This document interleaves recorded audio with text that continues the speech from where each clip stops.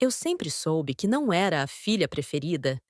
Desde pequena, percebia como os olhos da minha mãe brilhavam diferente quando olhavam para Carolina, minha irmã mais velha. Era um brilho de orgulho, de realização, como se ela visse nela tudo o que eu jamais seria. Mas naquele momento da minha vida, sentada na sala do apartamento que eu havia comprado com tanto sacrifício, olhando para o diploma emoldurado na parede, eu ainda acreditava que poderia mudar essa narrativa. Era uma quinta-feira comum de março.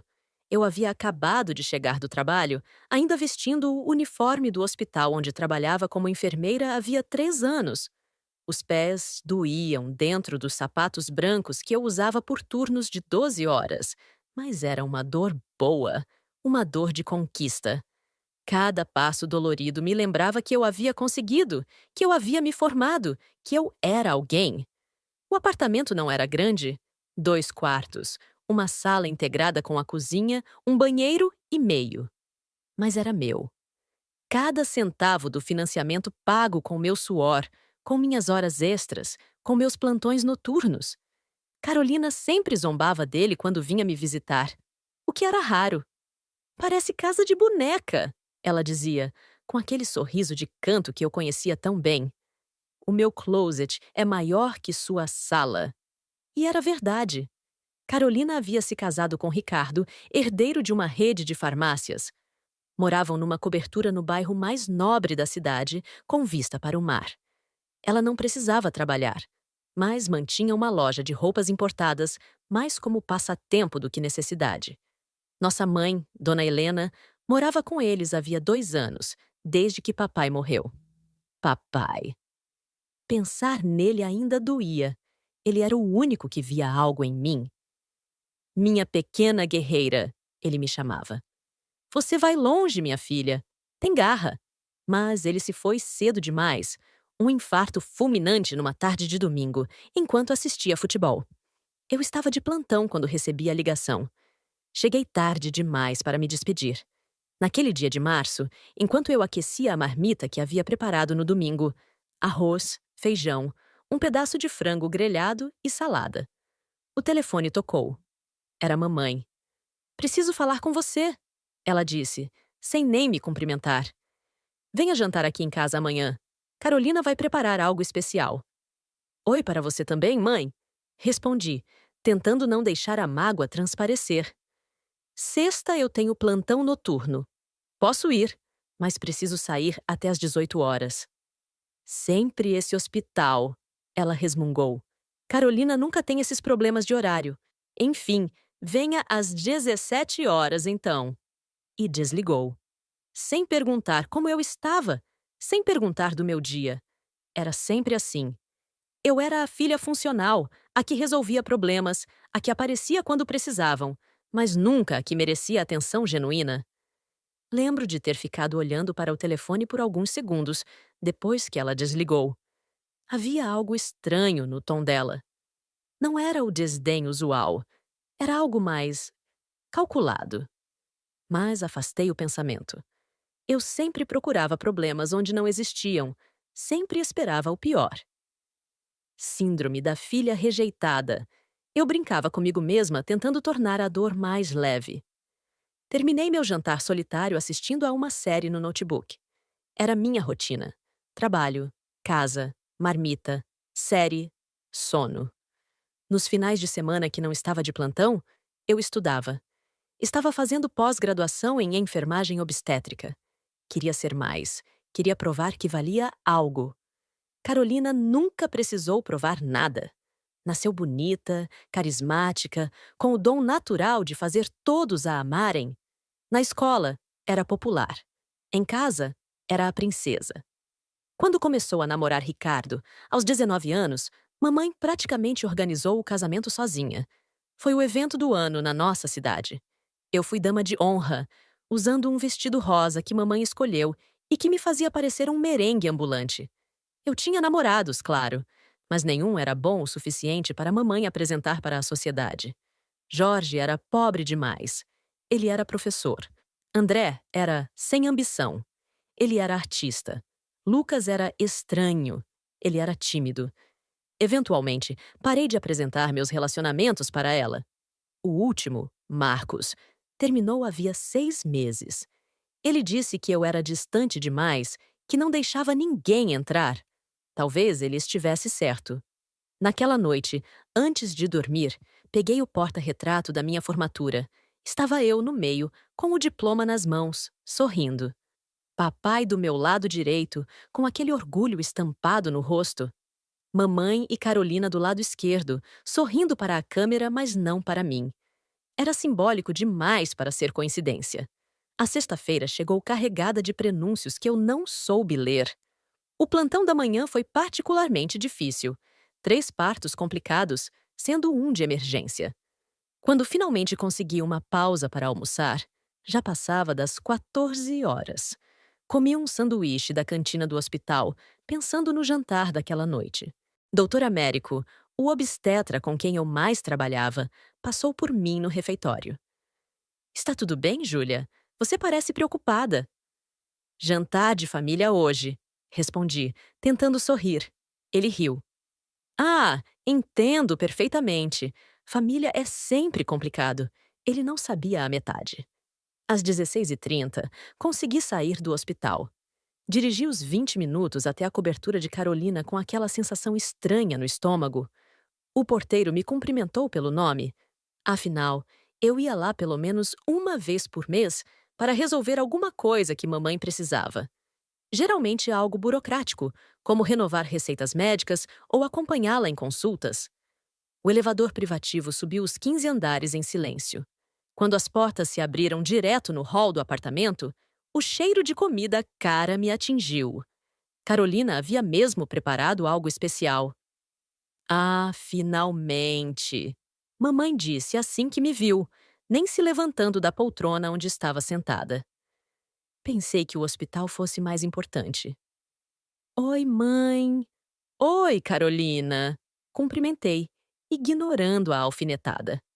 Carolina apareceu da cozinha usando um avental que provavelmente custava mais que meu salário diário. Oi, Júlia. Você está com cara de cansada. Plantão? Como sempre, respondi. Ricardo apareceu do escritório, celular na mão. Júlia, quanto tempo? Como está o hospitalzinho? Hospital Geral não era um hospitalzinho. Era o maior hospital público da região. Mas, para Ricardo, qualquer coisa pública era diminutivo. Salvando vidas, como sempre, respondi, tentando manter o tom leve. Sentamos para jantar. Carolina havia preparado um salmão com molho de maracujá, risoto de limão siciliano e uma salada com ingredientes que eu nem sabia pronunciar. Estava delicioso, admito. Carolina sabia cozinhar. Era mais um dos seus muitos talentos que mamãe adorava enumerar. Então, mamãe começou, depois de alguns minutos de silêncio constrangedor. Precisamos conversar sobre o futuro. Que futuro? Perguntei confusa. O seu futuro, obviamente. Carolina interveio com aquele tom que eu conhecia bem. O tom de quem sabe algo que você não sabe.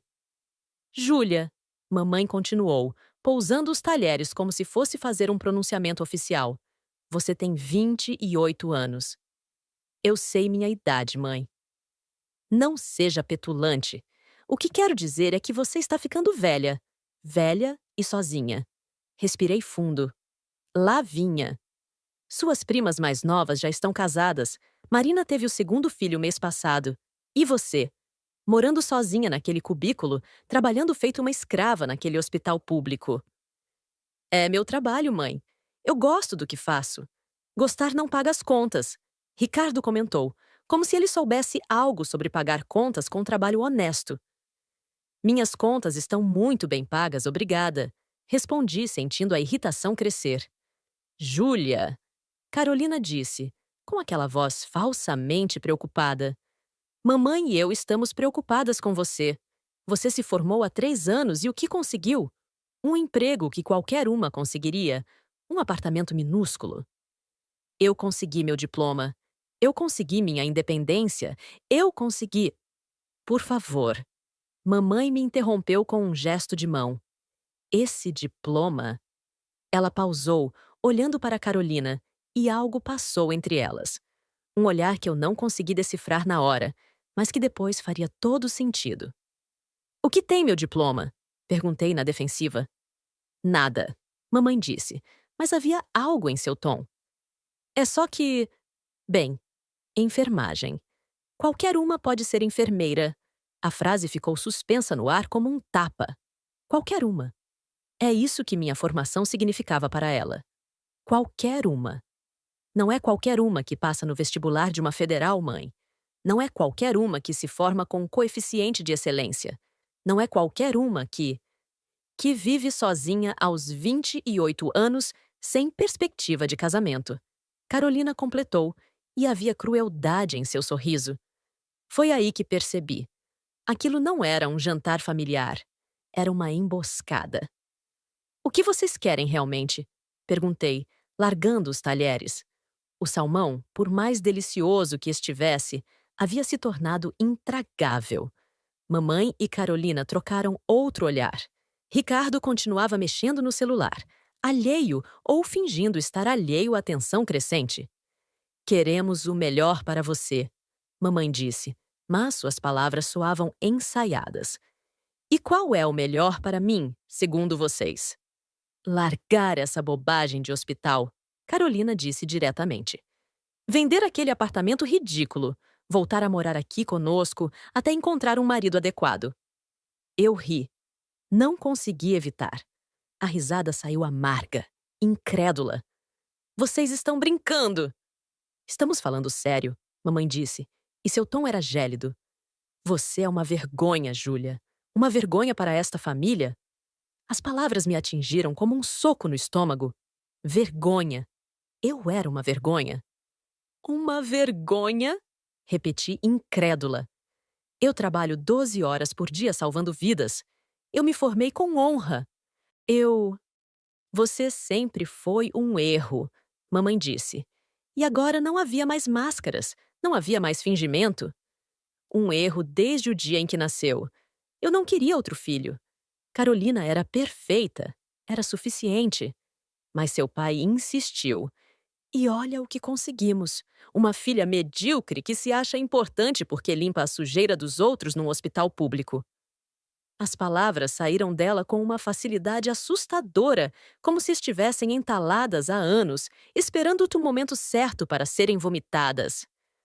Mãe! Minha voz saiu fraca, quebrada. Não me chame de mãe com essa voz de vítima. Ela continuou. Você sempre foi assim, sempre se fazendo de coitada, de injustiçada. Olhem para mim. Sou tão esforçada, trabalho tanto. Patético. Carolina riu. Ela realmente riu. Fracasso ambulante, ela disse, saboreando as palavras. É isso que você é, Júlia. Um fracasso ambulante. Olha para você. Olha para mim. Eu tenho tudo. Você não tem nada. Eu tenho minha dignidade. Consegui dizer, levantando-me da mesa. Dignidade? Ricardo finalmente se manifestou, largando o celular. Dignidade não compra nada, querida cunhada. É por isso que vocês me chamaram aqui? Para me humilhar? Mamãe se levantou também. Foi até a cristaleira e pegou algo. Meu coração gelou quando vi o que era. Uma cópia do meu diploma. Como ela tinha aquilo? Lembra quando pedi uma cópia para guardar de recordação? Ela disse, segurando o papel. Mentira! Peguei para isso. E então, em câmera lenta, eu vi minha mãe rasgar meu diploma ao meio. O som do papel se partindo ecoou na sala como um trovão. Mãe! Gritei, avançando, mas Carolina me segurou. Ainda não acabou, ela disse, pegando sua metade dos pedaços. E Carolina continuou rasgando, em pedaços cada vez menores, rindo enquanto fazia isso. Os fragmentos do meu diploma caíram no chão como confete de uma festa macabra. Isso é o que vale sua formação, mamãe disse. Nada. Você jamais chegará onde Carolina chegou. Onde eu cheguei. Você é um erro, Júlia. Sempre foi. Eu olhava para os pedaços do meu diploma no chão, sem conseguir processar o que estava acontecendo. Anos de estudo, de sacrifício, De noite, sem dormir, de humilhação, reduzidos a pedacinhos de papel no chão de mármore da cobertura da minha irmã. Por quê? Foi tudo o que consegui perguntar. Por que vocês me odeiam tanto? Não é ódio, Carolina disse, ainda segurando alguns pedaços na mão. É vergonha. Você nos envergonha. Quando as amigas perguntam sobre você, temos que inventar desculpas. Ah, Júlia está ocupada demais salvando vidas, quando na verdade você está limpando vômito e trocando fraldas de velho. Enquanto você parasita o dinheiro de um marido que te trai com a secretária, as palavras saíram antes que eu pudesse impedi-las. O tapa que Carolina me deu ecoou no apartamento. Ricardo levantou-se abruptamente. O quê? Do que ela está falando? Nada, Carolina disse rapidamente. Ela está inventando coisas. Sempre faz isso quando se sente acuada. Mas eu vi o medo nos olhos dela. E mamãe viu também. Júlia, peça desculpas, mamãe ordenou. Não. Peça desculpas agora. Não. Vocês rasgaram meu diploma. Vocês me chamaram de erro, de vergonha, de fracasso. E querem que eu peça desculpas? Peguei minha bolsa, minhas mãos tremendo tanto que mal conseguia segurar a alça. Se você sair por aquela porta agora, mamãe disse, não é mais minha filha. Parei. Virei-me para encará-la. Senhora Helena, disse, usando o nome dela pela primeira vez na vida. Eu nunca fui sua filha. Fui apenas o erro que a senhora teve que aturar por 28 anos. Mas sabe de uma coisa? Esse erro vai continuar existindo, com ou sem sua aprovação. E quando vocês precisarem desse erro, e vocês vão precisar, podem ter certeza, eu vou lembrar deste momento. Nós? Precisar de você? Carolina gargalhou. Olha em volta, Júlia. Nós temos tudo. Você não tem nada que possamos precisar. Veremos, disse, e saí. O elevador desceu os 15 andares em uma eternidade de segundos. Quando as portas se abriram no térreo, o porteiro me olhou preocupado. Senhora Júlia, está tudo bem? A senhora está chorando? Eu não havia percebido que estava chorando. Toquei meu rosto e senti as lágrimas que escorriam sem permissão. Estou bem, seu José. Obrigada. Saí para a rua e a noite me abraçou. Eram 18h20. Eu deveria estar a caminho do hospital para meu plantão, mas minhas pernas não obedeciam. Sentei no meio-fio, ali mesmo, em frente ao prédio luxuoso onde minha mãe e minha irmã viviam suas vidas perfeitas. Você sempre foi um erro. As palavras da minha mãe ecoavam na minha mente como um mantra cruel. Um erro. Era isso que eu era? Todo o meu esforço, toda a minha dedicação reduzidos a um erro de percurso na vida perfeita dela? Meu celular tocou. Era do hospital. Júlia, onde você está? Seu plantão começa em 40 minutos. Era Mariana, a coordenadora de enfermagem. Mari, eu não vou conseguir ir hoje. Tive uma emergência familiar. Está tudo bem? Precisa de ajuda? Não, eu só preciso de hoje. Por favor. Ok, vou cobrir seu turno. Mas, Júlia, isso vai para seu registro. Você nunca faltou antes, então não vai ser problema, mas... Eu entendo. Obrigada, Mari.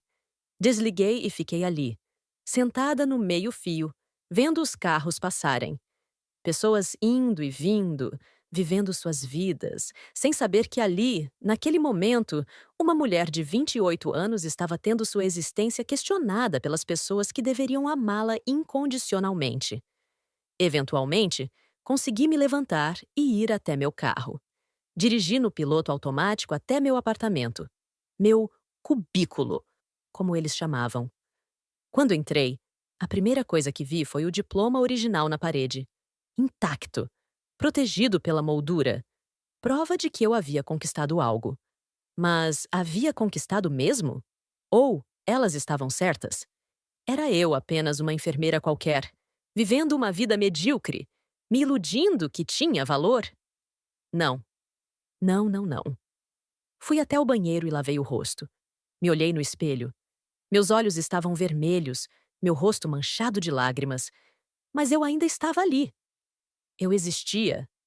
Eu não era um erro. Peguei meu celular e abri o aplicativo do banco. Minha conta tinha exatos R$ 7.300. Minhas economias de 3 anos. Não era muito comparado à fortuna de Carolina, mas era meu. Cada centavo suado. Ganho honestamente. Então abri meu e-mail e comecei a digitar. Era hora de colocar em prática algo que vinha pensando há meses, mas nunca tive coragem. Assunto: proposta de consultoria em enfermagem obstétrica. Eu tinha conhecimento, tinha experiência, tinha diploma, o verdadeiro, não a cópia que elas rasgaram.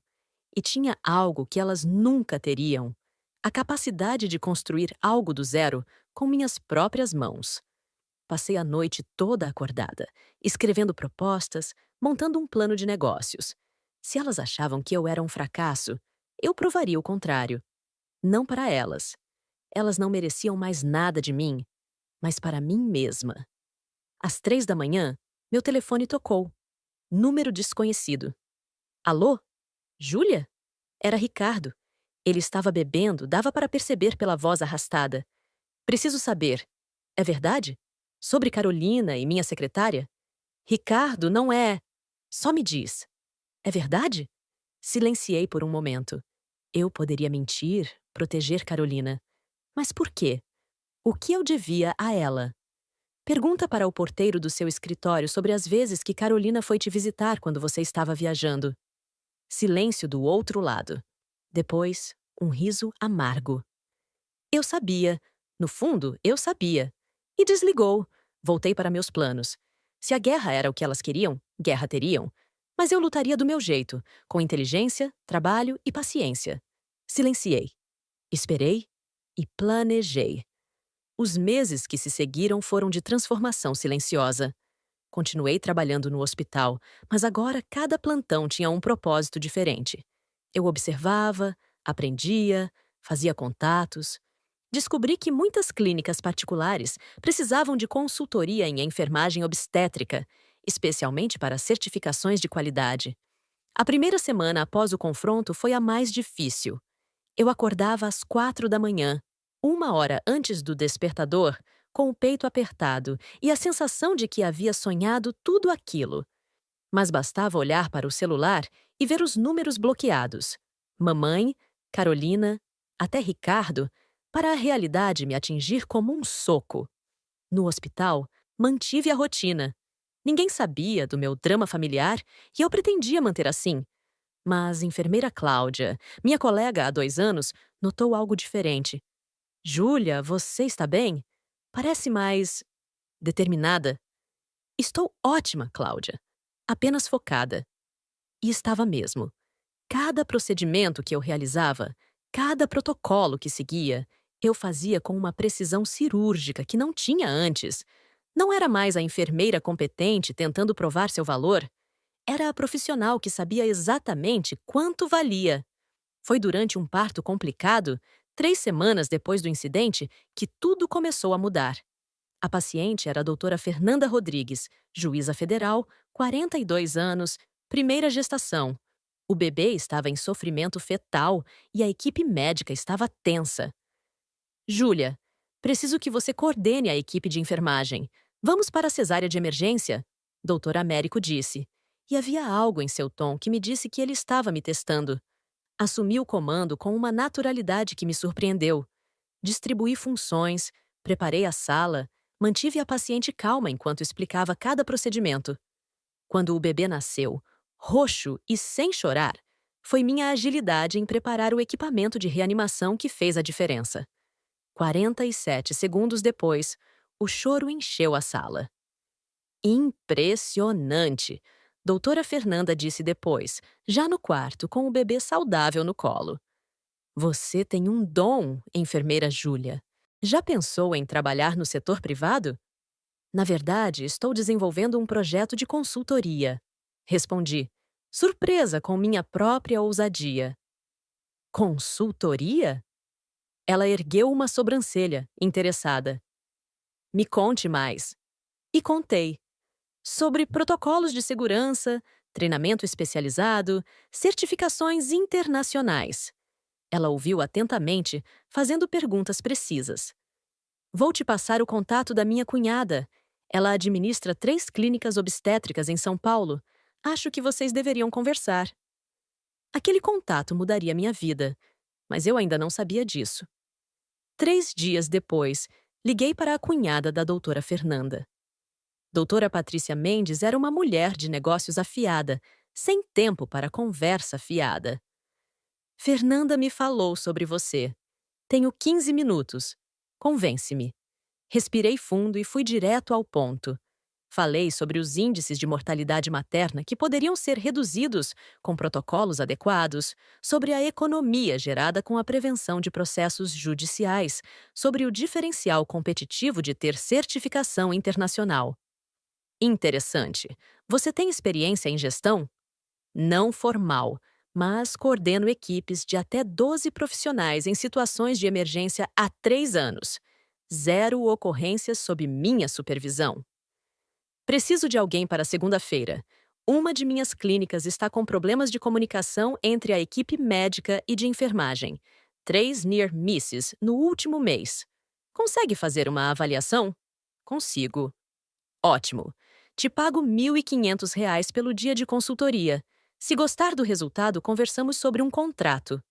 R$ 1.500. Por um dia. Era quase metade do que eu ganhava por mês no hospital. Fechado. Passei o fim de semana inteiro estudando. Protocolos internacionais, casos de sucesso, metodologias de gestão. Quando cheguei na clínica na segunda-feira, estava preparada para qualquer coisa. Ou assim eu pensava. A clínica era um caos organizado. Equipamentos de última geração, mas processos do século passado. Observei durante 4 horas antes de fazer qualquer intervenção. Identifiquei 7 pontos de falha crítica na comunicação, 3 redundâncias desnecessárias e um problema grave na checagem de medicamentos. Vocês estão a um erro de uma tragédia, disse na reunião com a doutora Patrícia no final do dia. Mas é totalmente corrigível. Apresentei um plano de ação de 90 dias. Treinamento, reformulação de protocolos, implementação de checklists. Ela ouviu em silêncio, fazendo anotações. Quando pode começar? Preciso dar aviso prévio no hospital. 1 mês. Não quero que saia do hospital. Quero você 3 dias por semana aqui, 2 no hospital. A experiência prática te mantém afiada. 15 mil por mês pelos 3 dias. Topa? 15 mil. Mas meu salário do hospital era mais do que Carolina gastava em bolsas por mês. A ironia não me escapou. Topo. Doutor Américo foi o segundo a acreditar em mim, 1 mês depois.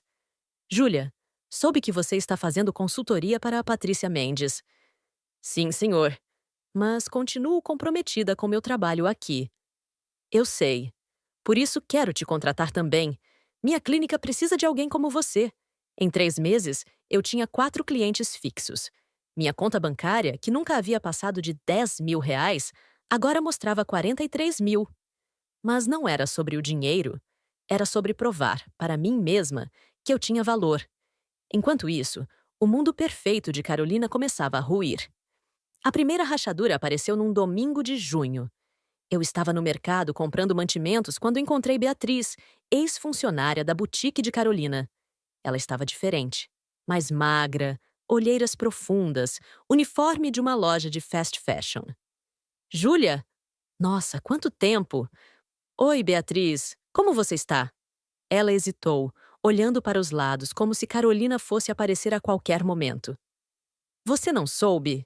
Carolina me demitiu há 2 meses, sem aviso, sem direitos. Disse que eu estava roubando. Roubando? Mentira, claro. Ela só não queria pagar a rescisão. Fez isso com todas nós, 6 funcionárias, todas demitidas por justa causa inventada. Mas sabe o que é pior? Descobrimos que ela não pagava nosso INSS havia 1 ano. Estava embolsando o desconto. Meu estômago revirou. Carolina sempre foi cruel, mas isso era crime. Vocês denunciaram?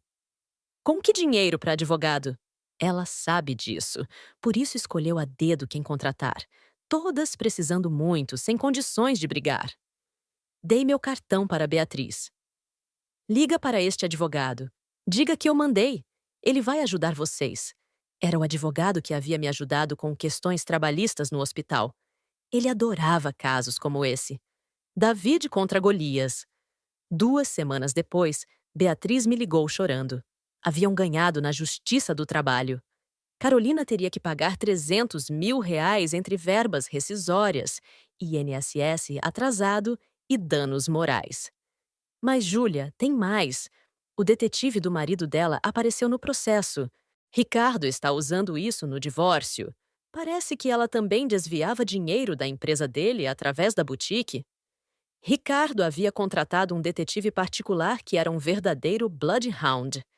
As fotos da minha irmã com Alexandre, secretário executivo dele, eram apenas a ponta do iceberg. O investigador descobriu contas offshore, notas fiscais falsas, um esquema elaborado de lavagem de dinheiro que Carolina montou achando que o marido era idiota demais para descobrir. Spoiler: ele não era. O divórcio foi barulhento e caro. Carolina, que nunca havia se preocupado em ter nada em seu nome, descobriu da pior forma que acordos pré-nupciais existem por uma razão. Mas pior que isso, foi descobrir que Ricardo havia gravado todas as conversas onde ela admitia os crimes financeiros. Proteção, ele disse. Paranoia que valeu a pena. A cobertura, os carros, as joias, tudo estava no nome da empresa de Ricardo. Carolina saiu do casamento com exatamente o que entrou. Nada. Além de uma dívida de R$ 300 mil com ex-funcionárias e uma investigação criminal por apropriação indébita. Mamãe, claro, culpou todo mundo menos a filha dourada. É perseguição, ela disse para a tia Marta, que me contou depois. Inveja da vida perfeita da Carolina. Aquele Ricardo sempre foi um ingrato. Mas a realidade é implacável. Sem o apartamento de Ricardo, elas precisavam achar onde morar. Mamãe havia vendido nossa casa de família anos atrás para investir na boutique de Carolina. O dinheiro evaporou junto com o negócio. Mamãe me ligou uma vez durante esse período. Júlia, sua irmã precisa de você. A senhora disse que eu não era mais sua filha. Não seja dramática. Família é família. Não, senhora Helena. Família não rasga diplomas. Família não chama família de erro. Você sempre foi rancorosa. Não, eu sempre fui realista. A diferença é que agora não escondo mais. Desliguei e bloqueei o número dela. A boutique de Carolina fechou 3 meses depois do divórcio. Sem o dinheiro de Ricardo para cobrir os prejuízos constantes, a verdade veio à tona. O negócio nunca foi lucrativo. Era apenas um hobby caro sustentado pelo marido traído. Eu sabia de tudo através de Luciana, prima distante que trabalhava no mesmo shopping onde ficava a boutique. Ela me ligava semanalmente com atualizações. Júlia, você não vai acreditar. Carolina está devendo 3 meses de aluguel do ponto. Quantos funcionários ela demitiu? Todos. Está tentando tocar sozinha, mas não tem cliente. As antigas amigas ricas sumiram depois do escândalo do divórcio. Karma, pensei. Mas não disse nada. Minha consultoria, enquanto isso, crescia. Em 6 meses, eu havia treinado 4 equipes, implementado protocolos em 2 clínicas e sido convidada para palestrar num congresso de enfermagem. O cachê de uma única palestra equivalia a quase 1 mês do meu salário no hospital. Foi então que recebi a ligação que mudaria tudo. Senhorita Júlia. Era uma voz masculina, formal. Meu nome é Carlos Mendonça. Sou advogado da senhora Helena Tavares. Meu sangue gelou. O que mamãe queria agora? Sim? Sua mãe e sua irmã estão em uma situação delicada. Débitos acumulados, ação de despejo. Elas pediram para eu entrar em contato com a senhora. Deixe-me adivinhar. Querem dinheiro. Senhora Júlia, entendo que existem questões familiares complexas aqui, mas... Questões familiares complexas? É assim que o senhor chama uma mãe dizer para a filha que ela é um erro? Que sempre foi uma vergonha? Silêncio do outro lado. Elas não mencionaram esses detalhes. Claro que não. Deixe-me contar alguns detalhes, Dr. Carlos. Há 8 meses, fui convidada para um jantar. Achei que era reconciliação familiar. Sabe o que foi? Uma emboscada.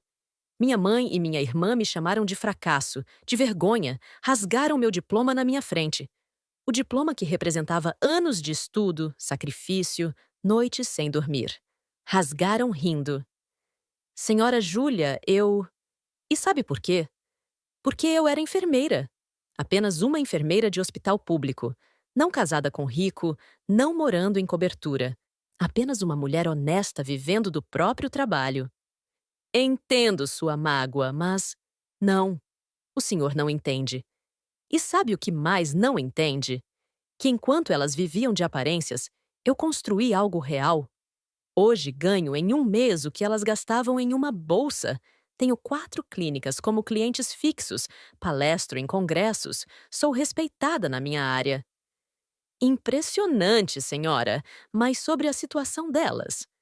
E o que exatamente elas querem? Ajuda financeira, senhorita. A situação é grave. Elas podem perder o apartamento. O apartamento é de Ricardo, Dr. Carlos. Elas nunca tiveram apartamento. Justamente. Após o divórcio, ele deu prazo de 6 meses para saírem. O prazo vence semana que vem.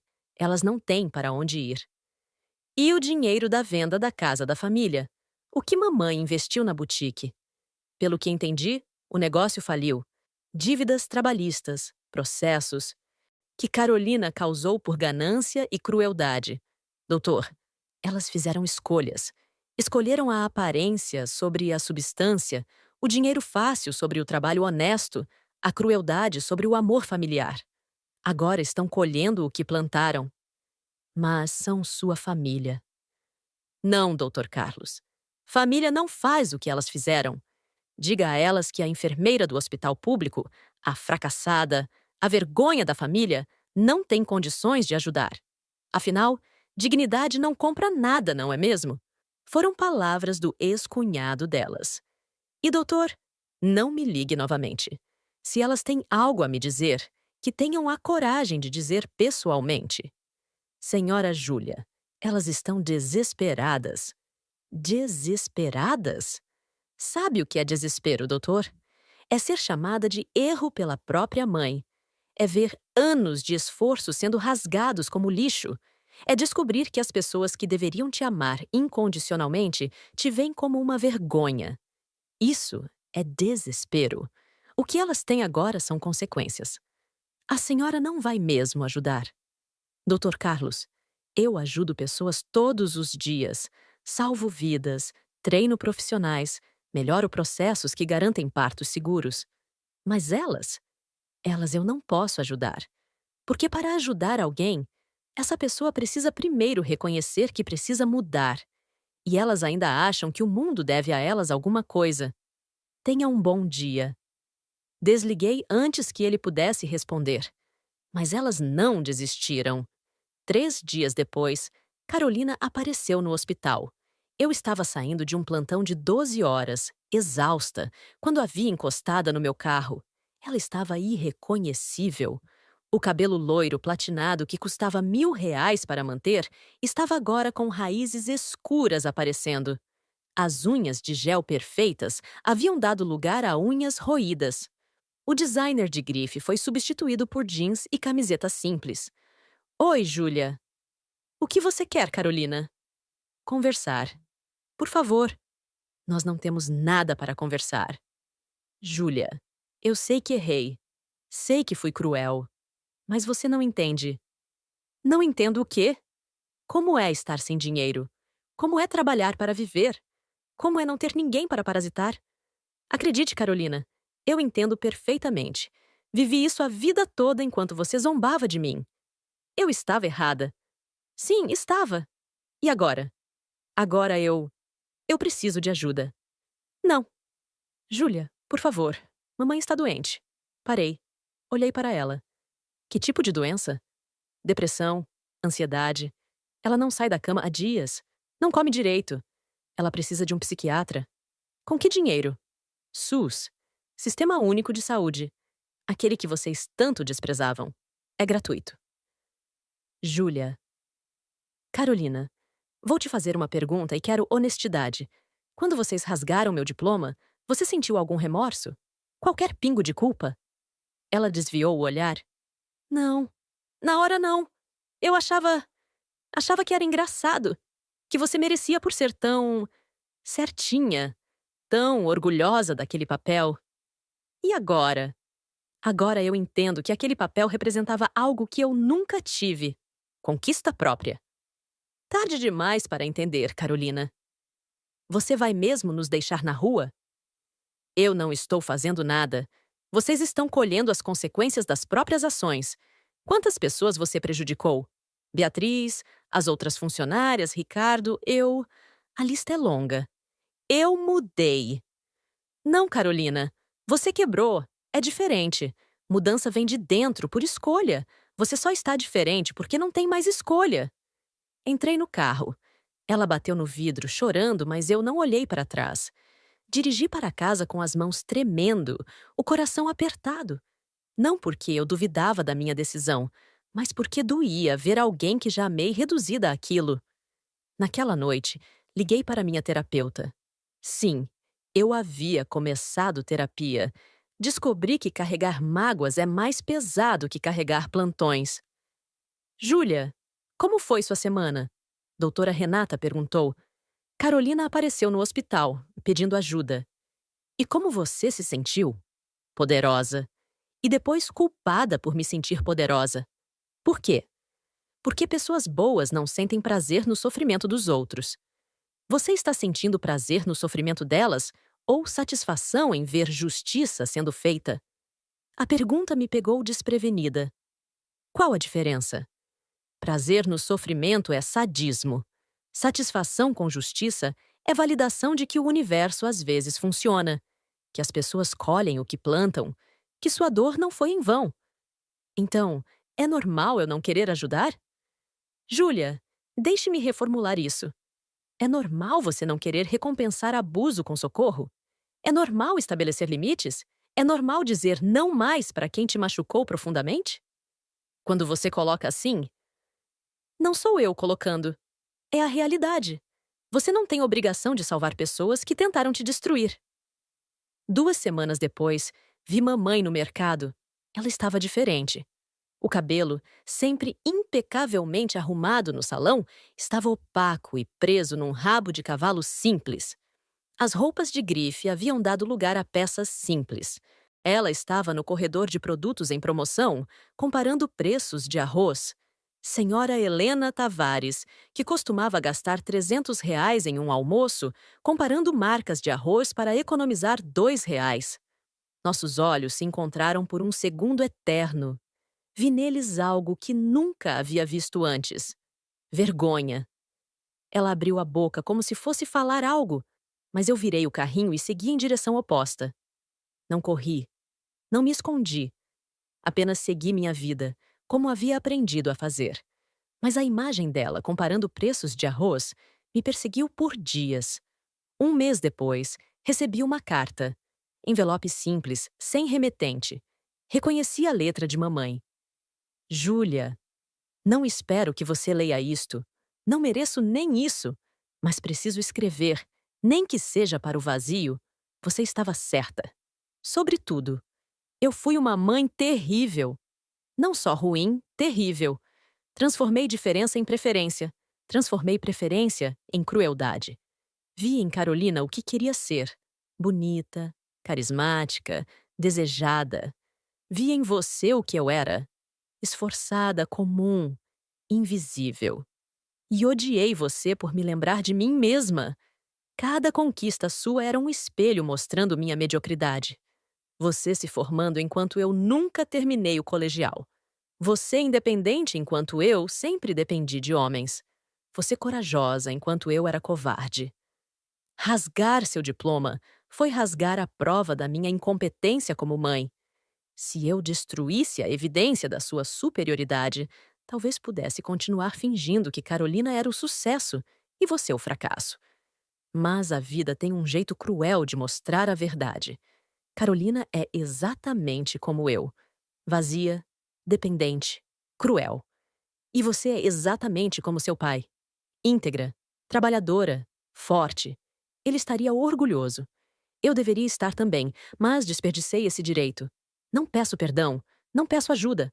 Só precisava que você soubesse. Você nunca foi o erro. O erro fui eu. Helena. Li a carta 3 vezes. Na primeira, chorei. Na segunda, senti raiva. Até para pedir desculpas, ela conseguia ser egoísta, fazendo tudo sobre ela. Na terceira, apenas dobrei o papel e guardei na gaveta. Não respondi. Hoje, 2 anos depois daquela noite fatídica, eu estou sentada no meu novo escritório.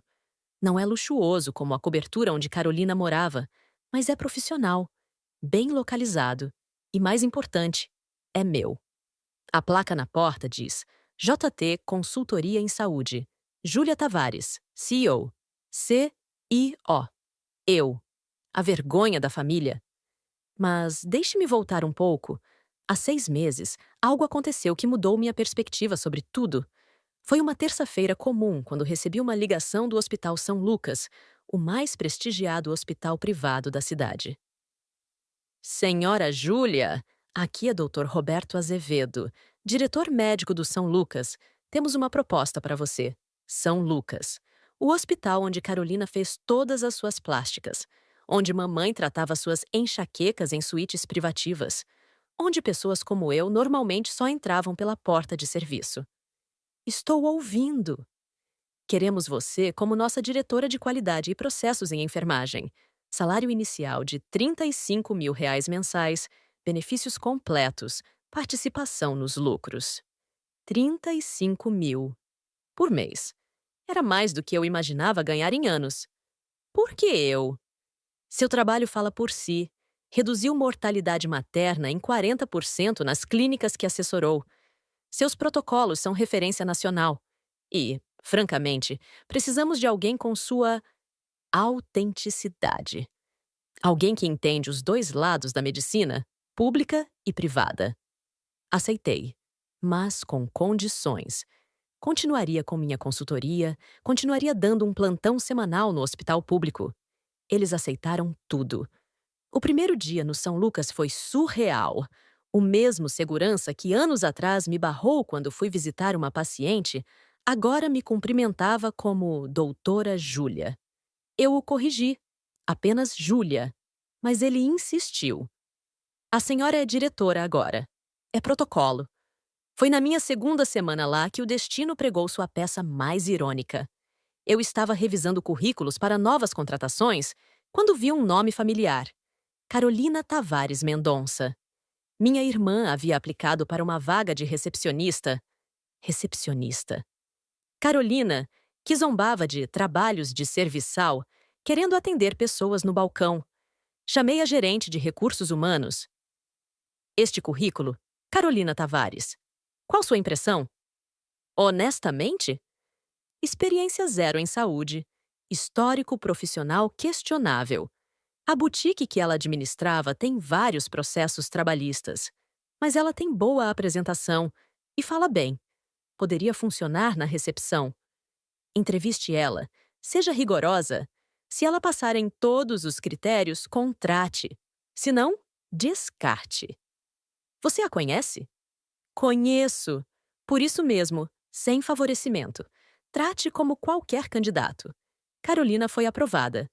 Descobri depois que ela havia estudado semanas para que a entrevista, decorado procedimentos hospitalares, aprendido sobre atendimento humanizado.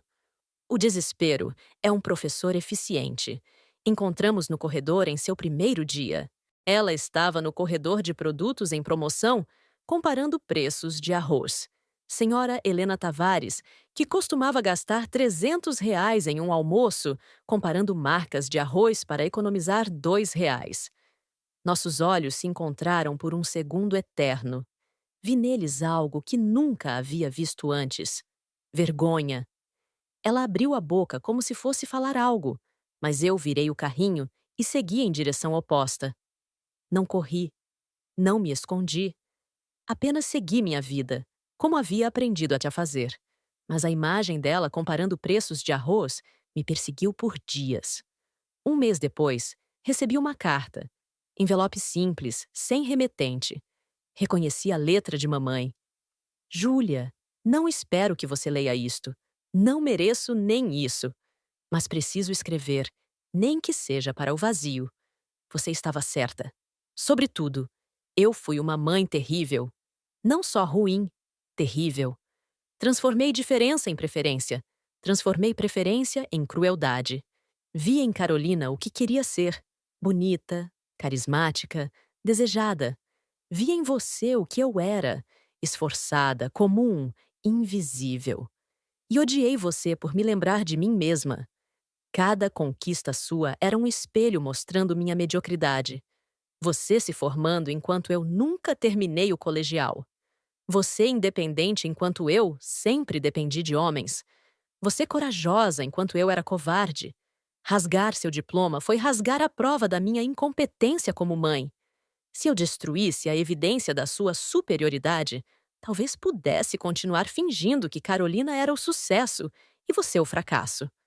Mas a vida tem um jeito cruel de mostrar a verdade. Carolina é exatamente como eu, vazia, dependente, cruel.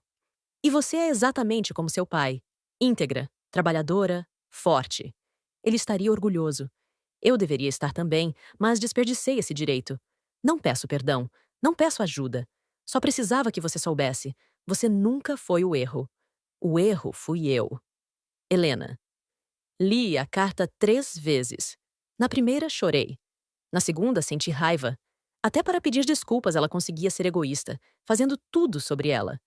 Na terceira, apenas dobrei o papel e guardei na gaveta. Não respondi. Hoje, 2 anos depois daquela noite fatídica, eu estou sentada no meu novo escritório. Não é luxuoso como a cobertura onde Carolina morava, mas é profissional, bem localizado e, mais importante, é meu. A placa na porta diz: JT Consultoria em Saúde. Júlia Tavares, CEO. CEO. Eu. A vergonha da família. Mas deixe-me voltar um pouco. Há 6 meses, algo aconteceu que mudou minha perspectiva sobre tudo. Foi uma terça-feira comum quando recebi uma ligação do Hospital São Lucas, o mais prestigiado hospital privado da cidade. Senhora Júlia? Aqui é Dr. Roberto Azevedo, diretor médico do São Lucas. Temos uma proposta para você. São Lucas. O hospital onde Carolina fez todas as suas plásticas, onde mamãe tratava suas enxaquecas em suítes privativas, onde pessoas como eu normalmente só entravam pela porta de serviço. Estou ouvindo. Queremos você como nossa diretora de qualidade e processos em enfermagem. Salário inicial de R$ 35.000 mensais, benefícios completos, participação nos lucros. 35 mil. Por mês. Era mais do que eu imaginava ganhar em anos. Por que eu... Seu trabalho fala por si. Reduziu mortalidade materna em 40% nas clínicas que assessorou. Seus protocolos são referência nacional. E, francamente, precisamos de alguém com sua autenticidade. Alguém que entende os 2 lados da medicina, pública e privada. Aceitei, mas com condições. Continuaria com minha consultoria, continuaria dando um plantão semanal no hospital público. Eles aceitaram tudo. O primeiro dia no São Lucas foi surreal. O mesmo segurança que anos atrás me barrou quando fui visitar uma paciente, agora me cumprimentava como Doutora Júlia. Eu o corrigi. Apenas Júlia. Mas ele insistiu. A senhora é diretora agora. É protocolo. Foi na minha segunda semana lá que o destino pregou sua peça mais irônica. Eu estava revisando currículos para novas contratações quando vi um nome familiar. Carolina Tavares Mendonça. Minha irmã havia aplicado para uma vaga de recepcionista. Recepcionista. Carolina, que zombava de trabalhos de serviçal, querendo atender pessoas no balcão. Chamei a gerente de recursos humanos. Este currículo. Carolina Tavares. Qual sua impressão? Honestamente? Experiência zero em saúde, histórico profissional questionável. A boutique que ela administrava tem vários processos trabalhistas, mas ela tem boa apresentação e fala bem. Poderia funcionar na recepção. Entreviste ela. Seja rigorosa. Se ela passar em todos os critérios, contrate. Se não, descarte. Você a conhece? Conheço. Por isso mesmo, sem favorecimento. Trate como qualquer candidato. Carolina foi aprovada. Descobri depois que ela havia estudado semanas para esta entrevista, decorado procedimentos hospitalares, aprendido sobre atendimento humanizado. O desespero é um professor me viu primeiro e encontramos no corredor em seu primeiro dia. Marina nunca cuidaria de mim assim. Você deve ser um anjo. Chorei, Júlia. Chorei porque uma estranha com Alzheimer viu em mim algo que eu nunca vi em você. Cuidado, dedicação, amor em forma de serviço. Você nunca foi enfermeira? Você sempre foi um anjo. E eu fui o demônio que tentou cortar suas asas. Seu pai estaria orgulhoso. Eu deveria estar também, mas desperdicei esse direito. Você não era o erro. O erro fui eu. E sei que é tarde demais para consertar. Helena PS. Ainda guardo uma foto sua da formatura. A única que Carolina não destruiu em seu acesso de raiva quando percebeu que você não nos ajudaria. Olho para ela toda noite antes de dormir. Você está sorrindo, segurando o diploma. O original, não a cópia que destruímos. É a prova de que, mesmo com tudo que fizemos, não conseguimos te quebrar. Você sempre foi mais forte que nosso ódio. Não respondi esse também, mas dessa vez guardei numa pasta diferente. Não na gaveta das mágoas, mas na gaveta das reflexões. Ontem, Dr. Américo me convidou para ser sócia majoritária da nova clínica obstétrica que está abrindo. Você seria nossa diretora-geral, ele disse. 60% de participação. Precisamos de alguém com sua visão, sua competência, sua história. Minha história. Júlia, você veio de onde a maioria das nossas pacientes do SUS vem. Você entende a realidade delas, mas também conquistou o respeito do mercado privado. Você é a ponte que precisamos. Aceitei. É um novo desafio, uma nova conquista. A clínica se chamará Nascer com Dignidade. Minha sugestão, unanimemente aprovada. Às vezes, tarde da noite, quando estou sozinha no escritório revisando contratos e propostas, eu me lembro daquela noite. Você sempre foi um erro, uma vergonha da família. Ecoa na minha memória como um fantasma que não me assombra mais. Apenas me lembra de onde vim e para onde vou. A nova clínica abrirá em 3 meses. Já temos 200 pacientes pré-cadastradas. Metade pelo SUS, metade particular. Minha ideia de atendimento misto foi inicialmente resistida pelos outros investidores, mas os números me apoiaram. A dignidade em todo nascimento, não importa a conta bancária da mãe. Carolina continua trabalhando no São Lucas. Soube pela gerente de RH que ela foi promovida novamente. Agora é coordenadora de atendimento. Aparentemente, ela tem um talento natural para lidar com pacientes difíceis. Ela tem uma paciência que eu nunca vi, disse a gerente, como se entendesse profundamente o que é estar vulnerável. Vulnerabilidade. Carolina finalmente aprendeu sobre vulnerabilidade. Mês passado, cruzei com elas novamente. Foi no velório de uma tia distante. Eu quase não fui, mas algo me disse que deveria. Elas estavam sentadas no fundo, discretas. Mamãe usando um vestido preto simples que eu reconheci de uma loja popular. Carolina com o uniforme do hospital. Provavelmente saiu direto do plantão. Quando me viram entrando, as duas se encolheram, como se pudessem ficar invisíveis. Eu poderia ter ignorado, sentado longe, fingido não ver. Mas algo em mim havia mudado. Sentei 2 fileiras atrás delas. Não conversei, não me aproximei, mas estava ali, presente.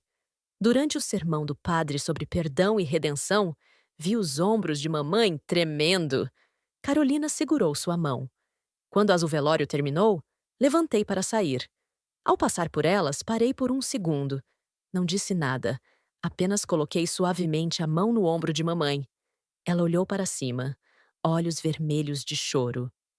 Obrigada por vir, ela sussurrou.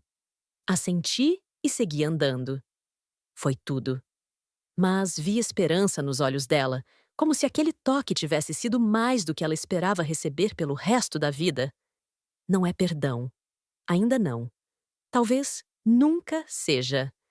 Mas é acknowledgement de que elas existem, de que já fomos família, de que a história que compartilhamos, por mais dolorosa que seja, aconteceu. Minha terapeuta diz que isso é progresso. Você está processando a raiva de forma saudável, doutora Renata explicou. Não está esquecendo nem perdoando, mas está soltando o peso. É estranho. Por anos imaginei esse momento de vitória total. Elas no fundo do poço, eu no topo. E agora que aconteceu? Não é tão satisfatório quanto imaginou? É vazio. Como ganhar uma guerra que você não queria lutar? Porque você nunca quis guerra, Júlia. Você queria amor, aceitação, família. A guerra foi imposta a você. Ela estava certa. Minha irmã riu, me chamando de fracasso ambulante. As duas rasgaram meu diploma na minha frente, dizendo que eu jamais chegaria onde elas já estavam. E elas estavam certas. Eu jamais cheguei onde elas estavam. Eu fui muito, muito além. Silenciei quando elas me atacaram. Esperei enquanto construía meu império silenciosamente. E quando a falência, moral, financeira, emocional, bateu na porta delas, eu era a única com poder para ajudar. E escolhi não ajudar.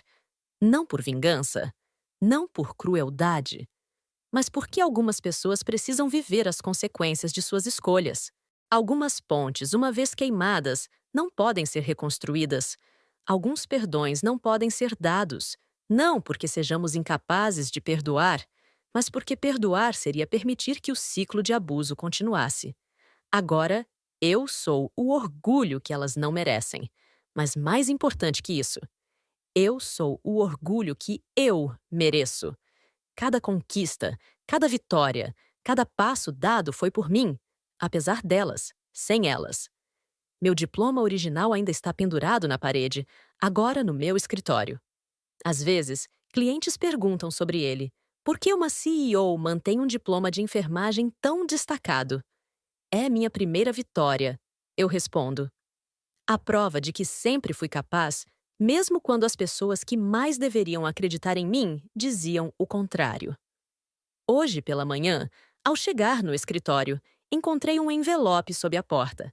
Reconheci a letra de mamãe imediatamente. Dentro, uma única folha com poucas palavras. Seu pai estaria orgulhoso. Eu deveria estar também, mas desperdicei esse direito. Você não era o erro. O erro fui eu. Guardei a carta na gaveta, junto com o e-mail impresso de Carolina. Não são troféus. São lembretes. Lembretes de que família não é apenas sangue. Família não é obrigação. Família é escolha. É respeito. É amor incondicional.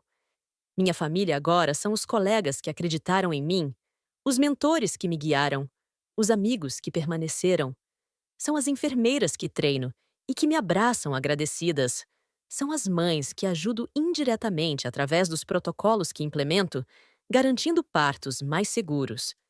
A cicatriz daquela noite ainda está aqui. Sempre estará. Algumas feridas não cicatrizam completamente. Apenas aprendemos a viver com elas. Mas cicatrizes também são provas de que sobrevivemos, de que somos mais fortes do que aquilo que tentou nos quebrar.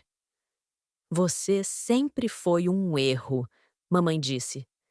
Talvez eu tenha sido um erro no planejamento perfeito dela. Um erro que se recusou a ser apagado, que se recusou a ser corrigido segundo os padrões delas. Um erro que se tornou acerto por conta própria. Meu telefone toca. É um novo cliente, interessado em nossos serviços. Atendo com profissionalismo, agendo uma reunião, faço anotações. A vida continua. Eu continuo. No fim, elas estavam certas sobre uma coisa. Eu jamais chegaria onde elas estavam. Porque meu destino sempre foi outro, sempre foi maior, sempre foi meu. E no silêncio do meu escritório, Com o diploma na parede como testemunha silenciosa da minha jornada, eu finalmente entendo. Não precisei da aprovação delas para existir. Não precisei do amor delas para ter valor. Não precisei da validação delas para vencer. Eu sempre fui suficiente. Sozinha, sempre fui suficiente.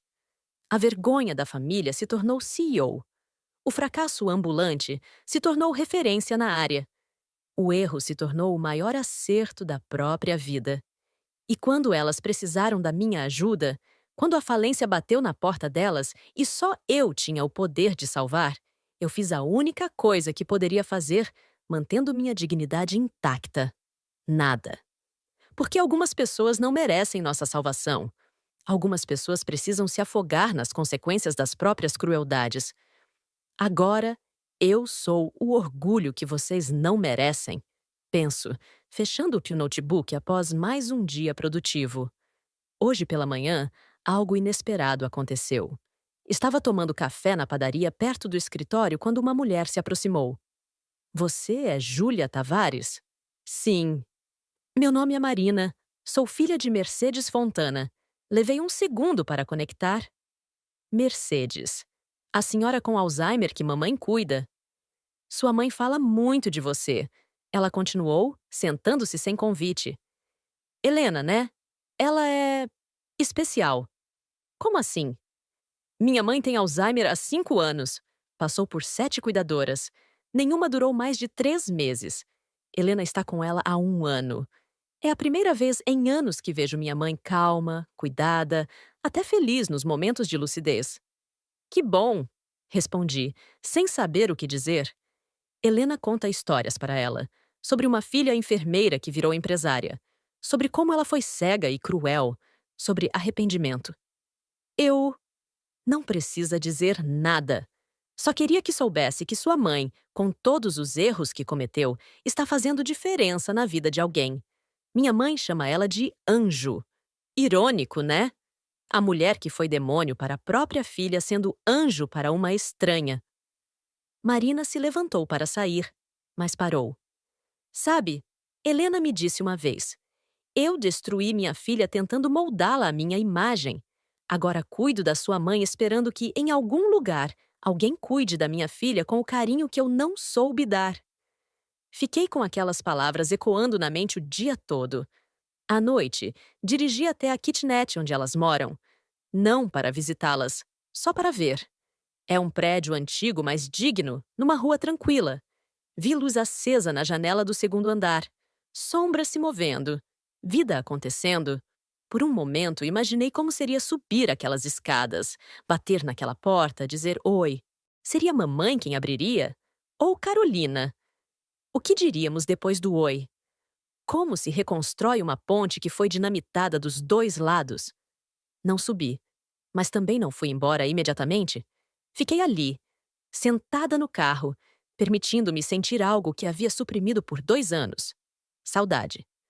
Não saudade delas como eram, mas do que poderíamos ter sido. Da família que nunca fomos, das risadas que não compartilhamos, do amor que não cultivamos. E pela primeira vez em 2 anos, eu sorrio pensando nelas. Não um sorriso de vingança, não um sorriso de satisfação. Apenas um sorriso de quem finalmente entendeu que a melhor vingança não é a queda dos outros. É a nossa própria ascensão. É viver bem. É vencer limpo. É provar todos os dias que eles estavam errados, não através de palavras, mas através de conquistas. Mas mais que isso, é entender que às vezes o perdão não é sobre absolver o outro, é sobre libertar a si mesmo. E talvez, apenas talvez, eu esteja pronta para começar esse processo. Não hoje, não amanhã, mas algum dia. Porque no fim, eu não sou apenas Júlia Tavares, CEO. Não sou apenas a enfermeira que virou empresária. Não sou apenas a filha rejeitada que triunfou. Eu sou Júlia Tavares, enfermeira, CEO, mulher, filha. E nunca fui um erro. Nunca. E talvez elas também não sejam. Talvez sejam apenas humanas que erraram terrivelmente. Humanas que estão pagando o preço. Humanas que, como eu, estão tentando sobreviver às consequências de suas escolhas. A diferença é que minhas escolhas me elevaram, as delas as derrubaram. Mas, no fim, todas estamos exatamente onde nossas escolhas nos levaram. E isso, por si só, é justiça suficiente. Gostou do vídeo? Deixe seu like, se inscreva, ative o sininho e compartilhe. Obrigado por fazer parte da nossa comunidade. Até o próximo vídeo.